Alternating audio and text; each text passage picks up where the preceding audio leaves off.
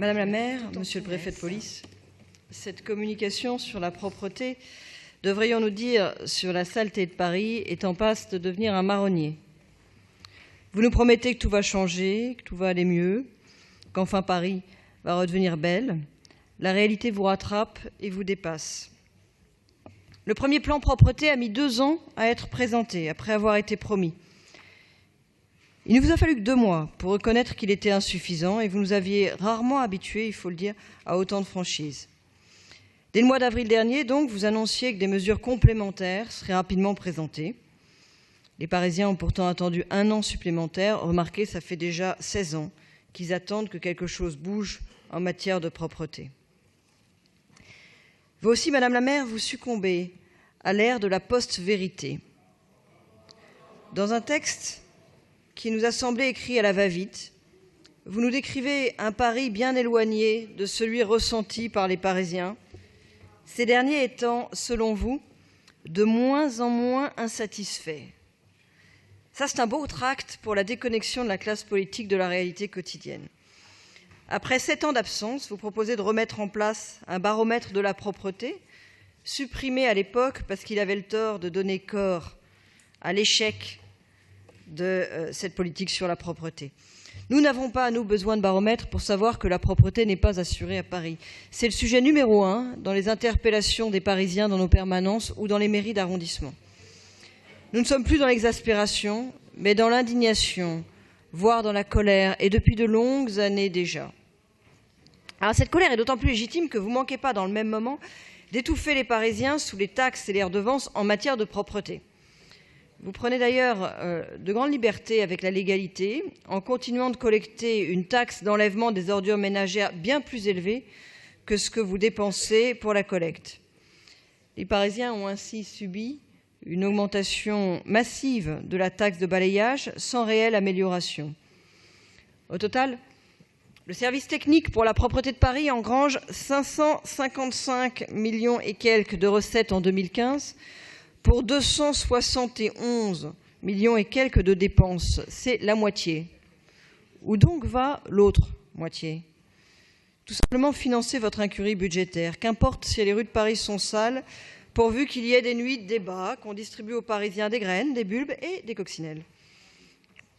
La vacuité de cette communication heurte les Parisiens. Vous proposez de renforcer les équipes de propreté de 100 agents supplémentaires comme l'an dernier, mais ça correspond à peine aux effectifs manquants dans le seul 15e arrondissement. Surtout, tant que l'absentéisme continuera d'être à un niveau aussi élevé, les recrutements ne pallieront que très partiellement les quelques 700 agents qui sont absents chaque jour. Ces agents manquent cruellement de considération aujourd'hui. La prime qui a été versée à la suite des attentats à destination des cadres, mais pas pour ceux qui étaient sur le terrain, a été vécue comme une humiliation. La grève, intervenue à la veille de l'Euro 2016, était un cri d'alarme, resté sans réponse aujourd'hui. Et puis il y a la pénibilité. C'est évidemment l'autre cause de l'absentéisme. Pour la réduire, il faut renforcer la mécanisation des tâches. Vous l'annoncez dans cette communication, comme dans la précédente. Mais les actes ne suivent pas. Pour le budget 2016, par exemple, qui était donc entre les deux communications, notre groupe avait proposé d'augmenter de 13 millions d'euros les crédits d'investissement pour l'achat de matériel, soulageant les agents des tâches pénibles. Cet amendement a été balayé d'un revers de main. Aujourd'hui, la situation dans les ateliers est assez dramatique. Le matériel en panne n'est plus réparé faute de crédit et le matériel neuf, pourtant tellement attendu, n'arrive qu'au compte-gouttes.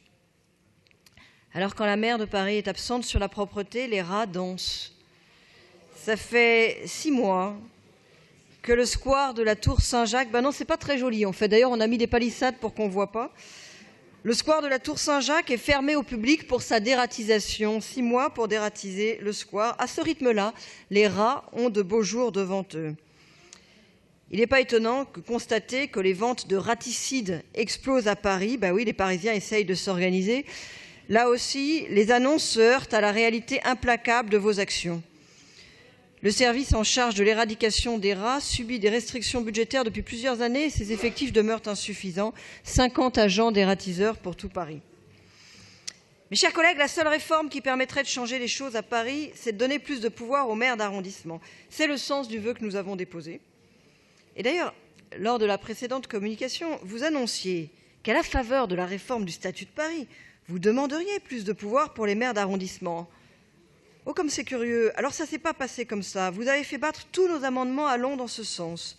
Les mairies d'arrondissement sont d'ailleurs les grandes absentes de votre communication. Et puis, la création des postes de responsables de quartier a vocation à organiser les opérations coordonnées de nettoyage approfondi qui étaient jusqu'ici réalisées sous la coordination de l'arrondissement.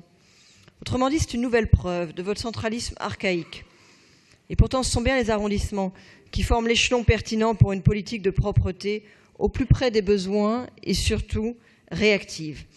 Il ne suffit pas de se peindre décentralisatrice sur les plateaux télé, Madame la maire, un peu de cohérence. Dès aujourd'hui, nous prenons rendez-vous pour la communication 2017 sur la propreté, et oui, une par an.